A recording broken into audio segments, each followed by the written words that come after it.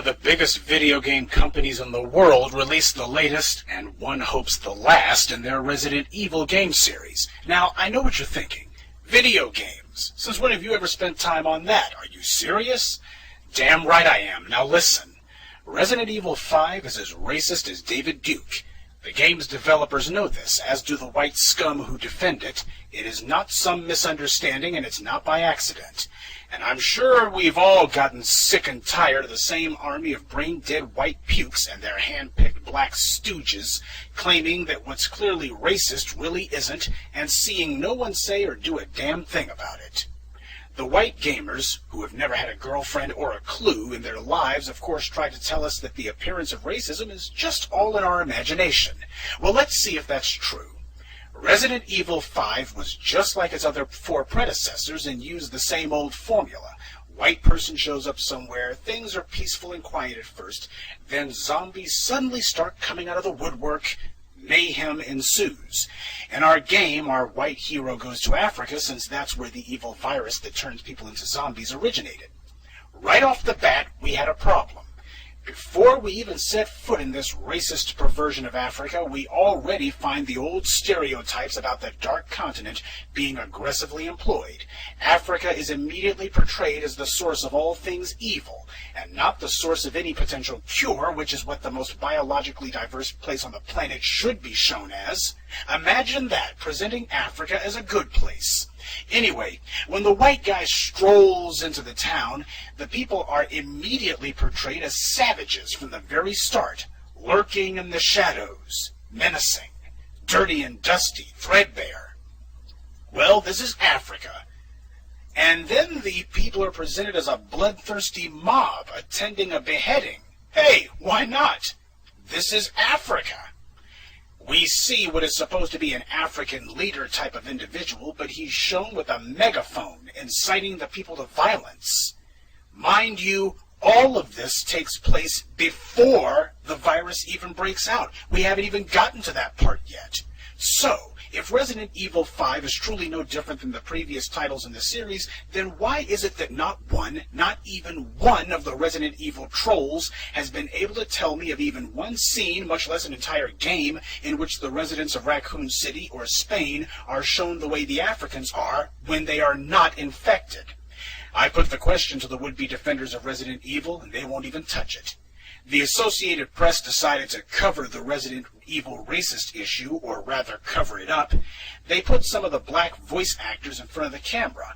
Want to guess what they thought of the racism accusation? It's been in Antarctica. It's been, I think, in Spain. It's been in the Midwest. It wasn't racist then. Why should it be racist now? It's in Africa. Have fun with the game. Play the game. It would be one thing if, they were shooting people who weren't infected or shooting people who weren't, part of this evil. But these are people that are, they have to defend themselves. Once you play the game, once fans and media or even skeptics play the game, they'll see that there's a solid story in there that that's not racist at all, and it's about the setting. The setting's in Africa. So. Wow! So you take the only two black voice actors in the game, and surprise, surprise, they say it's not racist. Well, sure didn't see that one coming, now did we? And if I were to ask if the fact that they were being paid by Capcom has anything to do with their no doubt unbiased opinion, I swear these white gamers are the sewage of the entertainment world. Thank God none of these people will ever have sex, which at least guarantees there won't be a next generation of them. And it really says something when you have two black actors who can't even act convincingly when they lie about a game that they themselves helped make. And the only blacks not in Capcom's employ who I've seen defending this game work for video game sites owned by whites. This is a mutual protection racket. But the most shameful in all this has been Capcom itself, whose blatantly racist defense of this crap has been strident and arrogant. You'd have thought the guys responsible for running interference for Don Imus were still working. When the furor broke out, Capcom scrambled to slap together a PR move meant to be a sidekick. Over a weekend, they decided the game would now include a second character. They threw together a quickie token black who they could use as a rhetorical shield. Shiva, who is light-skinned and has a British accent.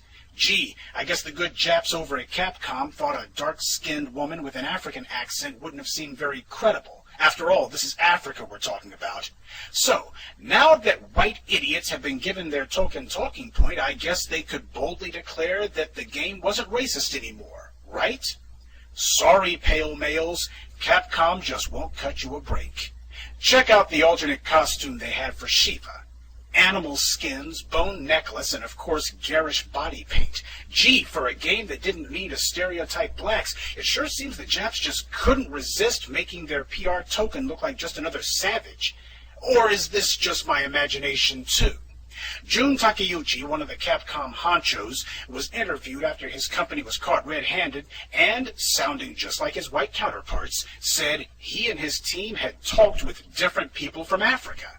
He doesn't give us any names, of course, but predictably, even though we only have Tak's word for this, these alleged Africans he spoke to were unanimously supportive of the game.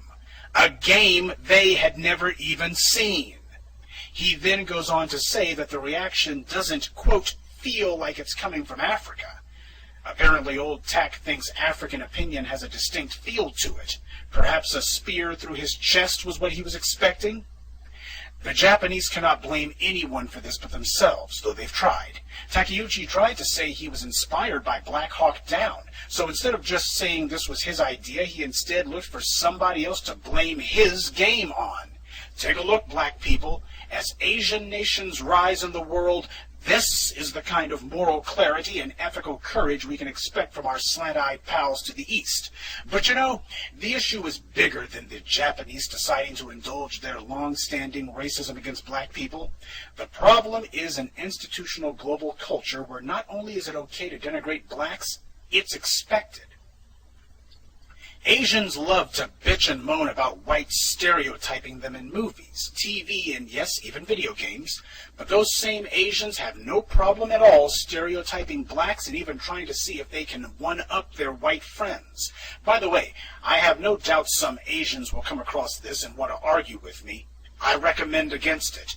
I have a library of some of your greatest hits too, and if you can't find even one halfway plausible excuse for Takeuchi's racist missive, then there's no way you can deal with the whole litany of them. You've been caught red-handed. Rather than do like the whites you idolize so much and use the strategy of deny, deny, deny, why not set a precedent for yourselves and take some responsibility for a change? If you can. Speaking of liars, you'll find plenty of black people who will come running to defend their favorite game. All of you people out there who are talking just bullshit about a fucking game, listen to me. Resident Evil 5 is not a racial game, you dumb asses. Okay, look. Resident Evil is not racist, okay? That's it! Enough is enough! I've had it with these motherfucking people talking about this motherfucking game! Oh, it's racist. Oh, it's racist. Hell, I might as well kill a black people person if I ever have that damn game of people want to complain too goddamn much. Oh, because it's a black man. Oh, it's racist. Come on, man. It's a damn video game.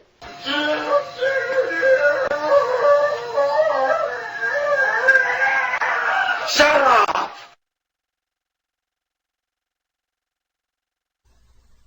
Notice how not one of them says a word about the Africans in grass skirts throwing spears or Shiva in the jungle outfit. They are totally silent on that.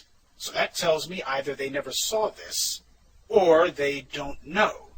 And if they don't know, then why are they talking? These immature twits are the definition of arrested development. They are 10-year-olds throwing tantrums on the net, not because Resident Evil 5's release was blocked, but rather because some black people had the temerity to even criticize it at all. You know, Malcolm said that everything in Western society is meant to brainwash you into thinking you can somehow, someday be part of white society. Everything from comic books to TV shows. And when you consider that these brain-dead buffoons sound exactly like their white counterparts, you realize Malcolm was right. These people have spent so long indulging in their favorite pastime as their white buddies that they now totally identify with the white opinion, and just like the whites, they are angry to the point of violence over a game that is totally indefensible by whatever